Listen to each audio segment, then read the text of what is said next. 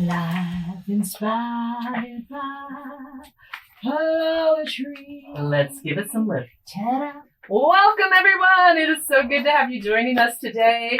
And what a special day this is. I'm here, obviously, with my co-host, TB. How are you? I'm good, and we have what you call company. We do have company. It is crowded in our booth today.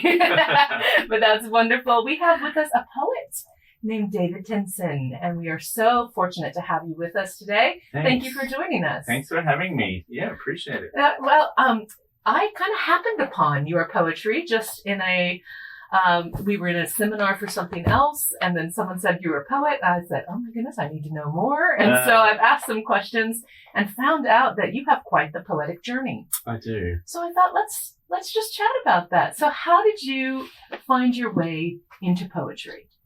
Or did poetry find you? Poetry, yeah, that's correct. Poetry did find me, and I do talk about that in the opening one of my books. I have a friend who has been writing, nonfiction for a lot of years, and she says she believes that, almost in an animist way, books find you at an old book exchange. And for that reason, she says, I refuse to publish digitally because digital books rarely find people in the same way. Yeah. So, and I think that's true, to have something material in the world. But poetry found me with it on a podcast. Hey! Going full So there's circle. a new thing. Well, I was listening to On Being with Krista Tippett, Oh, yeah. and David White, the poet David White, was on there. And I was going through a real transition period in my life. I was entering into my 40s, and going through a whole lot of stuff. And I remember hearing David read his poem, Just Beyond Yourself. Just beyond yourself, it's where you need to be. Half a step into self-forgetting, and the rest made up by what you meet.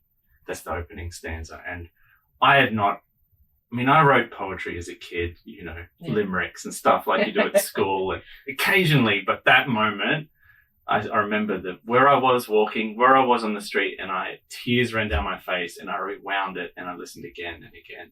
It hooked And you. something got me.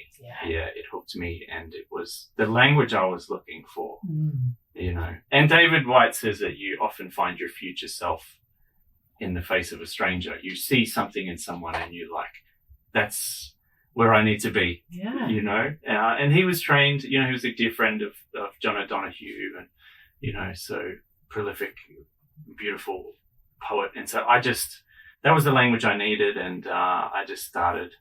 It just fell out of me. It just came out. And I'd spent a lot of years in a therapeutic role, Right. with people, particularly people in Christian ministry, Christian leaders, church leaders, lay ministers, and then people in that space. So I had all this sort of experience internally and externally, and the challenge with, if you work in therapy, is you can't you can tell your supervisor, here's what I've been going through, but how do you safely say, here's what I'm going through, and here's what everyone else is going through, Right. without, identifying them. Yeah, So that confidentiality part of it. Exactly. So it was the language I was looking for, and it found me, and I just started writing, and Yes. Well, it's interesting you say it's found you, because what I heard is it's found you again. Because you had an earlier life in poetry. And I think a lot of poets, we go through that, we lose it somewhere along the way. Yes. So do you think that in-between period was like... Well, it was a You're long lost in in between. your- It was like, as a kid, I found a couple of years ago I can't even remember what grade it was, like grade 5, poetry class, sort of, where we would write. It was sort of this cute but then it wasn't part of my life as much. But I was a musician, so then I wrote. I wrote songs, which is a type sorry, of that's poetry. a type of poetry. Yeah, that is a type. But it wasn't what I was Some of them after. are. Some of them are. Yeah, but it wasn't not in the same way. Yeah. So I just started writing and publishing to Facebook or whatever, Instagram, and then people like, you're pretty good at this, and it just sort of went from there. Excellent. So that was the first kind of exposure of your poetry, was putting it out on social media, and getting comments and feedback that way. Yeah. So what led then to actual kind of, because people do that all the time, but to compile them into an actual anthology and a book that then went out. Yeah. How did that come about? So I was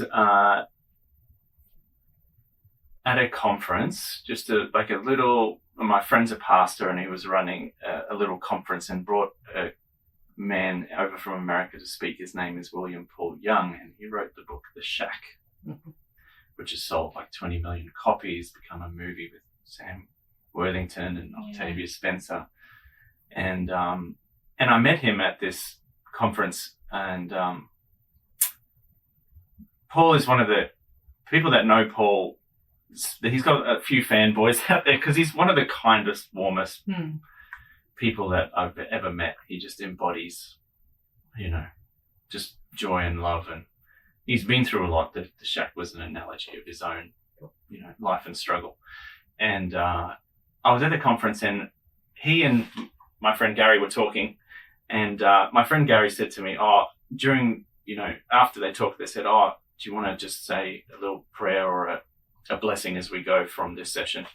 And I said, I actually wrote a poem. So I wrote, it's actually the opening poem to In the Wrestle. It's called The Blessing of a Heart's Journey. And Paul heard it, and he was like, did you just write that now? I'm like, yep. And he goes, have you got more? So we exchanged numbers and spent a day or so together just during the conference in the breaks. And I just kept texting him the poems, and being an author and having authored lots of books, he knew people. Now that was in 2019. Yeah. And he's like, you have to put a book together. Please put a book together. And I'd started my honours year here. Yeah. COVID hit. Yeah. I was thinking, yay, Campus Life. Can't wait, reliving my lost years because I left school really early, right? So Paul said, he gave me a literary agent, and they said, no, this is good. And then COVID came, and the bum fell out of it. Yeah. But I still felt compelled to put something together, and having sort of a tech and design and marketing background, I thought, I'm just going to look at self-publishing. Yeah. So that's what I did. And I had a very long a drawn-out ethics period in my honours year thesis because I was doing work in a hospital. And I was thinking, I need to fill in this time, otherwise I'm going to send myself and the family mad because we're all living right, because you can't do anything until ethics comes through. Yeah, correct. Yeah. So I thought, I'm just going to go look into this. And so I put it together, and it did extremely well. Like, I think the average poetry book sells like 89 copies in its lifetime. Pretty much all family. Yes. And I sold thousands of copies, and people were buying cartons of them. So I was like, this is good. I mean, it put food on the table. That was a bonus. But I started getting emails because I put my email address in there because I wanted to hear from people. So it's found its way all over the world. And it just resonated with people, and putting poetry out during COVID was a good timing. So what happened to you when you heard David White? Yes. Has happened to others because of what you've written. Yeah. Wow. Isn't that wonderful to think? Yeah. And that's how those sparks, creative sparks, yeah, is what we need. And those resonance, like when you hit on something, like it sounds like when you heard White's, that stanza that you repeated over and over, you needed it. Mm-hmm. And I love that about poetry, because sometimes we come across a poem and we need it. Yeah. It's for us in that moment, in that time. Absolutely. It's the thing that you need. And in that, going back to your earlier years, I think that poetry comes to you when you need to find yourself, or when you found yourself. Yeah. And you discover yourself in that moment. So everything just gels. Everything comes together. Yeah. Yeah. There's a little viral clip that's going around where Ethan Hawke, the actor, is talking about poetry as a necessity during times of life, not as a privilege, but as something that is. And it's the same with songs too, I suspect, for people. It's that song I needed at that time, and poetry. That's right. Finds us in the same way. Yeah. Yeah, I couldn't live without it now. It would be yeah. I don't know. Unbearable. It's a rhythm in my head. Like I don't know about you, but when I read a piece, it's a rhythm in my head. It's like musical for me. Yeah. The rhythm, the tempo, all of that, and the way I would say it is Yes. just the thing that overtakes, and it consumes my day. So Yes. it can be some type of distractions when you have, like, things you have to manage and get out on time. But it's part of my survival mechanism. I think Yeah. it's part of me. Yeah. The poet Billy Collins, he was a poet laureate and Yeah. very witty, funny. Very. People love Yeah. it. He says, poetry is it's like guppies, they multiply. Yeah.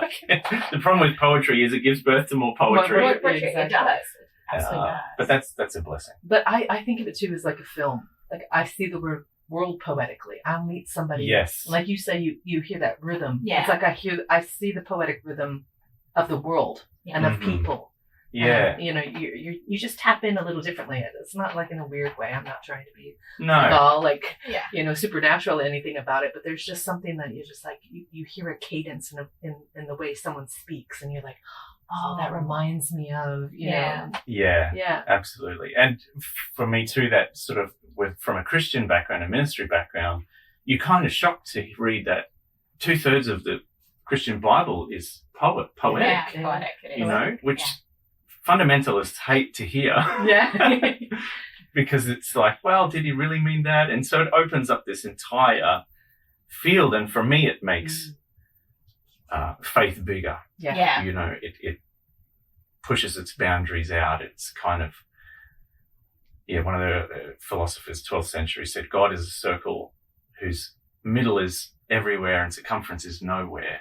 Yeah. And it's this idea of expansiveness. And even moving in, as I started looking into the mytho-poetic movement that started a few decades ago, particularly among men and what it did in and through their lives, and was led by Robert Bly, a poet as well. It was almost like that archetype is necessary. Yeah.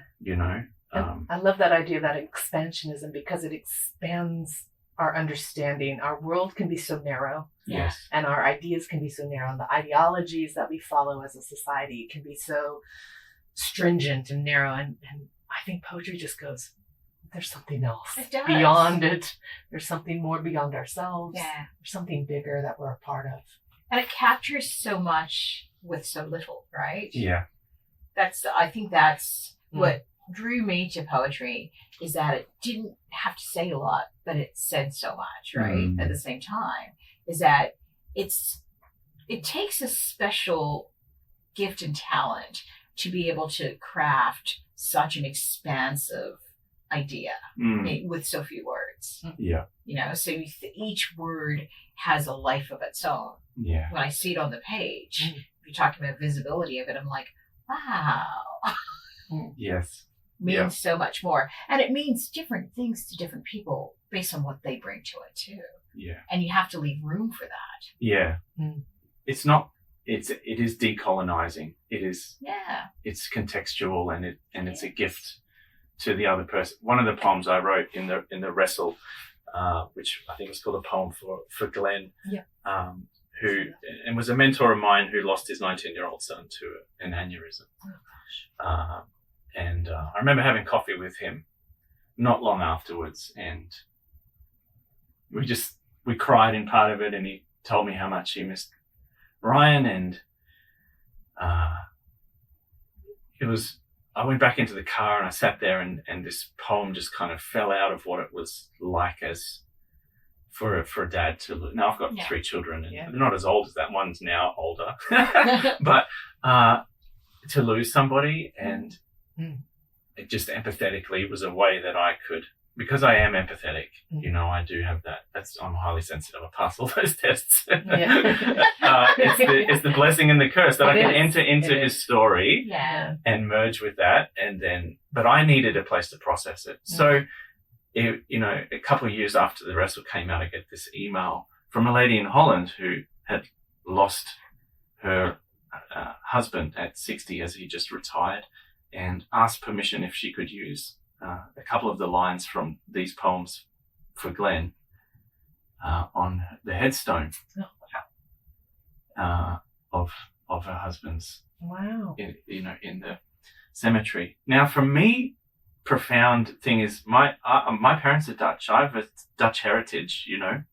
And so to know that there's a stanza engraved in stone that will outlive me in a place not too far from where my dad was born is quite a profound experience, quite a profound thing. That the poetry, it couldn't have been a song, it couldn't have, you know, it just had to be poetry. And for the book to find its way. And she actually said, and I don't mention that I have Dutch heritage, but she said, I was thinking that maybe you are Dutch. Because you're very honest. It might be the last name or something that gave it away, but no, not that. Yeah, correct. Yeah, true. So it was those sort of stories. I've got lots of those that's ended up in these. So even if you weren't, she saw herself in that. And Yeah, so, and I think related. that's that universality of your work. Like it's not too, it's grounded, but it's not too specific that somebody who read it somewhere else, it's more experiential, I guess is what I'm getting to. And so that you're really tapping into certain experiences that we have. I think you have one called Invisible Illness. Invisible Injury. Invisible Injury. Yeah. And so looking at PTSD. You know, and so kind of going through all these things and people can relate to that. And even if they don't have PTSD, they might have something that's like chronic fatigue or some other thing that's not visible, but they understand that someone on crutches, you can easily be empathetic and, oh my goodness, let me hold the door for you. Yes. But you don't see these invisible ones. And so again, so even though it's targeted at a certain experience, it has resonance beyond that as well. And I think most of your poems do that. Thanks for noticing. Yeah. No, I think it's good. Would you like to read one from your, this is the first book, right? Yeah, the first book, The Wrestle. Yeah. This is called Kind of Way, and I thought I'd read this. It is a longer one. That's fine. And let me read it and then give you a bit of preface for it. Sounds great. I can't say preface for it afterwards. Yeah, right. You know, Context. Anyway, context afterwards. Kind of Way. I know that you know, so I should probably confess it. Not because it's a bad thing, but because it's normal and necessary to admit you've disappointed me and continue to. Although I don't mind as much now. Still, there were many times I prayed, followed the rules, gave my two mites, did all the things I was told would work and others certified with charismatic conviction to do more, give more, faith more, sacrifice more, lots more. But still, nothing. No breakthrough like I believed, like I prayed for. I underestimated you. I wanted to believe you were containable, constrainable, and reliable in the my way kind of way. The magician, hitman, slot machine, deal maker, earth shaker, genie in a bottle kind of way. And then I recalled that on a dark but necessary day, you took yourself and my kind of way and the cosmos to a cross. Then you went missing for 3 days and my world fell apart. All my hope exhaled a forsaken surrender, and my heart broke, and my dreams broke, and my kind of way kind of died again. And there you were, alive and the same, but not really. A resurrected form of you that even took familiar friends by surprise. And that's what you keep doing to this day. You keep failing and disappointing me in the best kinds of way. And every time I think I've got you, where I think I need you, you disappoint and disappear and turn up incognito on a familiar path, at a regular meal, in an average garden, with a spark in your eye that demands my attention. You invite me again to put my hand in your side, embrace you and kiss you and get to know you again in a new kind of way. Wow. What a journey that one is. Yeah. Yeah. So I wrote that at Easter. Yeah. Yeah. Yeah. Resurrection Sunday. Resurrection. Yep. Yeah. And it's this idea that, and there's a philosopher, Pete Rowland, talks about how, God is the magician. Jesus does this magic trick. He disappears and then the curtains open and he's gone. And then he's sitting next to you in the crowd, and, but deeper than that, I think, Easter or these times and a lot of religions have these sort of rituals and seasons where there's a lament that God or the divine hasn't been who we wanted them to be. And so that's what that poem's about, is that, and that's the season I was really going through. I went through bankruptcy. We went through a lot of loss and a lot of grieving and a lot of things where I was told, if you faith more, you give more, you sacrifice more, God owes you. The divine owes you. You can twist his arm. You are in fact more powerful, which is something we tend to believe, in our unreasonably though, of course. And so that's poem's really about that journey into letting God disappoint me and looking for the disappointment, looking for him in another way. In a new kind of way. Yeah. Correct. I like it. Yeah, and I can see your spirituality in this piece and most of the pieces that you write. And it's this coming to terms with, right? The reckoning of one's belief system. Yeah. This is something you strongly believe, and it's something you're challenging yourself to think about. Well, maybe I need to think about this a little bit differently. Yeah. Maybe he's not the banker or the gambling machine. I like the slot machine. Yeah, and there are all ways that we, we see people treat God. Yeah. He's going to make the sevens come up. Yes, correct. Give me my cast. The payout. Yes. Yeah. And it is compelling, and if you really want to take stock, it is disappointing. Yeah. And particularly I grew up in sort of more of a charismatic miracles kind of a place, so that was a big part of it, and it was almost, we're in university here. So, there was this neoliberalist capitalist sort of idea of, the more successful and the more points you've got on the board and the more God's listened to you, the more spiritual you are. I must have missed that lesson. I have to tell you. Some sort of hierarchical. Yeah, and you can track that right back to the Puritans. That's just part of our history. You are, the more pure you are, and if God has really blessed you in your agriculture, you'll have a good harvest. Okay. So how do I then prove that God has blessed me and favors me by having a good harvest? How do I get a good harvest? By working more. Yeah. And so I will work 40 hours. This is the Puritan work ethic that we talk about, comes from this idea, from that whole concept. But God doesn't play that game. No, and the opposite side, and it doesn't play that side or the opposite side, that if something goes wrong, it's a punishment. Correct. Yeah. So the wrestle for people moving through, what has been popularly coined a deconstruction in faith, the wrestle has met a lot of people, and a lot of my poems sort of speak into that.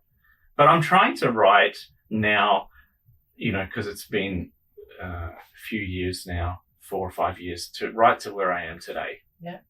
Which is not the same. No. Yeah. We're always becoming. I'm becoming. I'm you're growing and developing. That's right. And but you can see the faith and the spirituality, coming out. Wrestling with it. Yeah. It is a wrestle. What I like about your journey as well is it doesn't end with you just publishing your own poetry. You decided that you wanted, I think, to extend this to others, and you created something called Poetry Chapel. Poetry Chapel, yeah. And this is where, on the back of your own success, other younger, maybe just other poets have had a chance to be published as well. You want to tell us a little bit about how that got started? So the wrestle did really well. Yeah.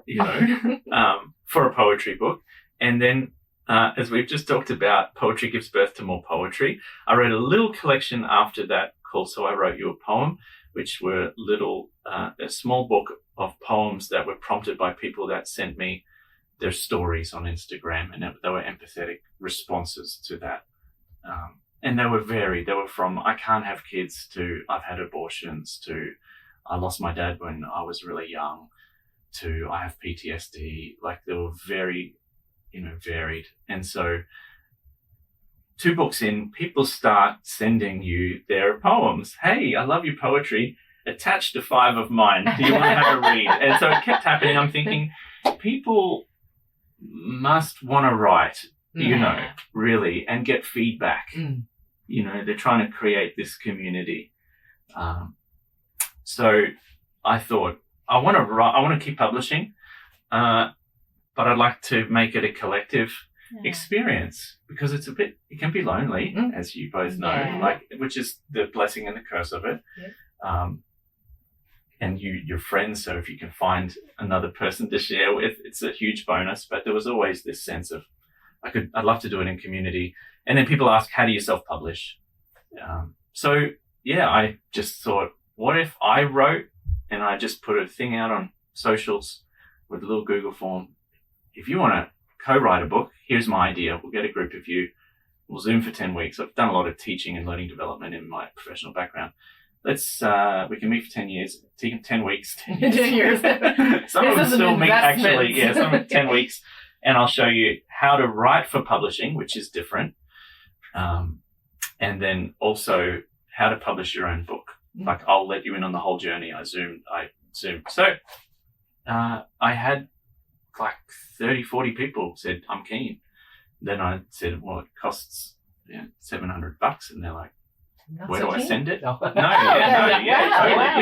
They're like, that's good. Because the thing was, they would meet for 10 weeks. It was during COVID, bonus. It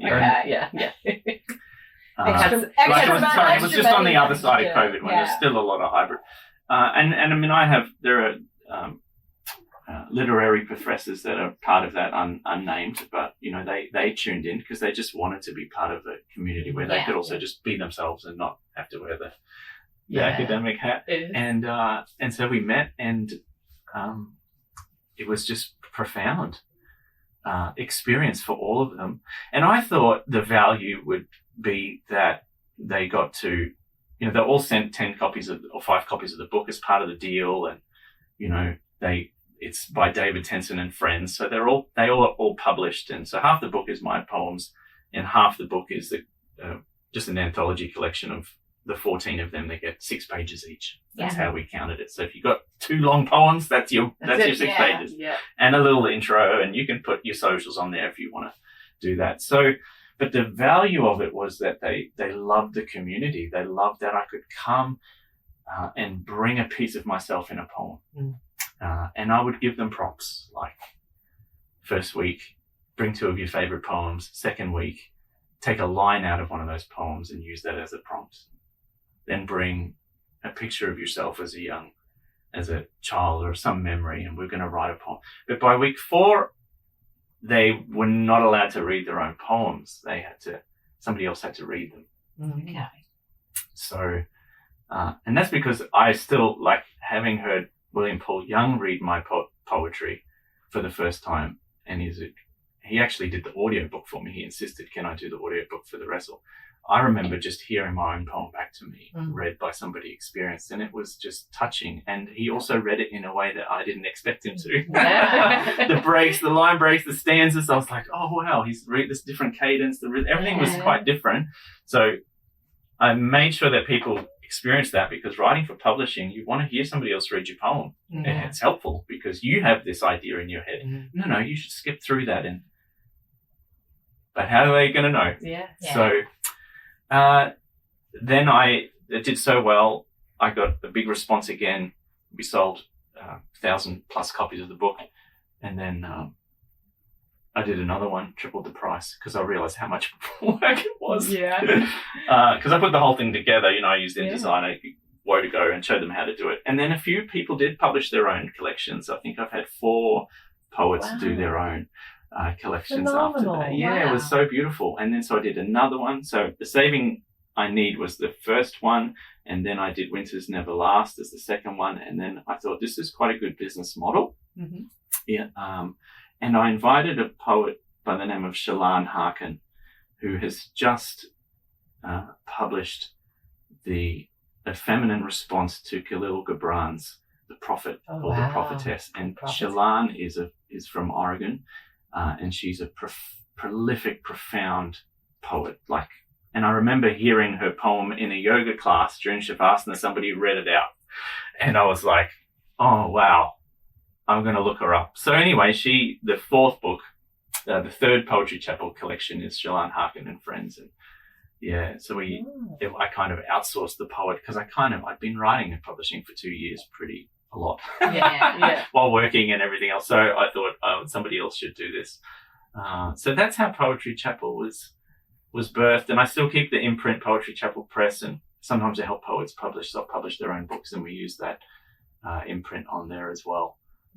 So yeah, it was a beautiful thing. I think life just got busier for people, and I'm putting a market hat on here. There's saturation, and of course, cost of living crisis meant people just don't have that spare money to do that. But I know you do things a lot like that here at the university. Yeah, you try. That co-authorship. But the bonus for them was they're getting to write on my coattails. Yeah. Because people buy a book by David Tensen. There are 25 of my poems, but then they get introduced to these beautiful, wonderful poets and voices that on their own would never have been heard or read. And self-publishing, having your own book is such a beautiful gift to give people too. Yeah. I think it's like a kind gift.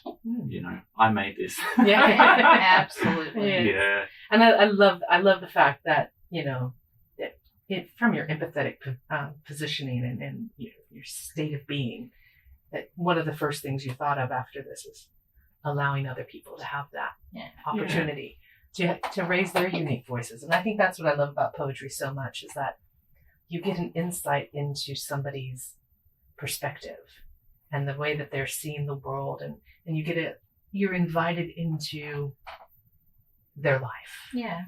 The inner circle. Yeah. Yeah. It is very intimate. It's an intimate thing. Very, very intimate. Yeah. Yeah. More than I had bargained for when I started the, Poetry Chapel, was the sense. Some of them still meet. They still catch up every week. So great. Like love 2 years on, and just share poetry, and some of them are self-publishing, and it's their therapy. It's their... And it is therapeutic. Yeah, absolutely. And sometimes it's a way to quiet the noise. And there's so much noise that is just attacking us all the time. And sometimes you just have to put that on mute so that you can sit in this space. Yeah. Yeah. Well, do we have another one? Well, would you like to read? I would like to read. I would love for you to read any of mine. Yeah. So this one's called, and it's from the volume 1, The Saving I Need. Yeah. We all need saving, so that's good. And it's called Piss Off Perfection. Piss off. Compassion heard my story, the whole thing. Thought the reason was valid. Called me beautiful and told me she was there for me. Perfection heard my story. Some of it. Thought it was another excuse. Called me a victim and told me I must climb up to be with her. Piss off. Perfection. Very good. That's something I would say. I want you to know. Yeah. It resonated with me. As you say, there's this contextual nature about what you write that people can see themselves in it, and therefore the resonance is so much better, right? So this is something I would say. So I feel like I could have co-authored. So it really, I love the tone. I love just the pragmatism in terms of how it's been put together and the expectations we have of ourselves. And it shows a real sense of empathy about understanding that, perfection's not the goal, so just piss off. Just be very practical about it, Absolutely. So I really, that resonated with me when I read There's one I would like you to read, another one. Is that all right? Yeah, absolutely. One. Absolutely. I'm trying to remember which volume it's on. It's called Trauma is a Weaver. And it's more of a spoken word. Here we go. It is in The Saving I Need, lucky me. It's called Trauma is a Weaver, and there it is. Let's go fresh. Go fresh. Straight off the page. Must have the glasses. Yes. Trauma is a weaver, and I am a masterpiece entwined over time with ancestors divine. This body I call mine, and every cell that tells a story is a majestic tapestry of meaning and miracles, holy in every sense, unfolding and blooming, revealing truth to me, that torn, threaded crowns are at home in God's brow. And this same God is not ashamed, exempt, or far from that which leaves a scar, and neither am I. That's it. Well done. It would be great as a slam. It is a bit of a slam thing. Really be great. Yeah. Trauma is a weaver, and I am a masterpiece. Entwined over time with ancestors divine, this body I call mine, and every cell that tells a story is a majestic tapestry of meaning and miracles, holy in every sense, unfolding and blooming, revealing truth to me that thorn-threaded crowns are at home in God's brow. And this same God is not ashamed, exempt, or far from that which leaves a scar, and neither am I. Can I just share with you that I thought you were my pastor? No. I had been transported. It's the cadence, right? It is the cadence. Poetry Slam was probably created in that space. Yeah. Absolutely. But what I love about that too is you're playing with the sounds, like the letter sounds, and so you have what's called consonants and assonants that's playing in there, and it creates a bit of cacophony in that one line that that talks about the crown and that real harsh sound, and it makes you slow that line down. And it's a way that we can, as poets, we play with pace, we play with emphasis by putting these things on there. The personification, all of that. I mean, it really works because Thanks, like miss. You're welcome, HD. No. Because, like I said, it works because it creates that cadence, it creates the resonance, and then it has that relatability because of that contextual and experiential content that's in there. Yeah. Thanks. It's been phenomenal. Enjoyed. Yeah. Thank you. Yeah, I do in the personification piece. There's a few in the wrestle around that whole idea, like perfection. You personify it. There's one called Dear Breakdown. It's been quite popular. It's the same thing. Like I didn't. You snuck up on me. Yeah. Yeah. You came and others said they've conquered you, but I didn't want you around. Yeah. And it's so great. And especially like doing that deer breakdown, that's the apostrophe, speaking to something that can't speak back. Yes. It's a specific type of personification. You see this in Shakespeare, devouring time, blunt thou the lion's paw. And you're like, whoa, he's talking to time. Yeah. Time can't talk back. But again, that personification but personifying it in a way that there's a relationship. Yeah. And I think that's what really has so much resonance. I would love to say that it was Shakespeare. You know what it was? idea. It was a therapy modality that I was using similar to internal family systems, where you take the emotion that someone's experiencing and you allow them to give it a name and to interact with that. Yeah. It's like Rumi's poem about inviting these things in for a chat and a cup of tea. And it does resonate with people. Yes, it does. Yeah, it does. Yeah. No, it's fabulous. Thank you both. Oh, thank you. This has been so enjoyable. I hope everyone listening has had a great time hearing about your journey, and hopefully something has resonated. And I think we do need to get some sort of interaction with the audience as well. I think poetry needs a community. It does. I think it's great for the reader. It's great for the writer, but the reader, the writer, and others in the same room is a really great thing. Absolutely. and we need to do more of that. Yeah. Definitely. Oh, thanks again. Thank you both. Thank Lovely you. to be with you. Yeah, thanks everyone for joining us, and we'll see you next time. Yes, as I wrestle away. Bye, everyone. Thanks Bye. for that.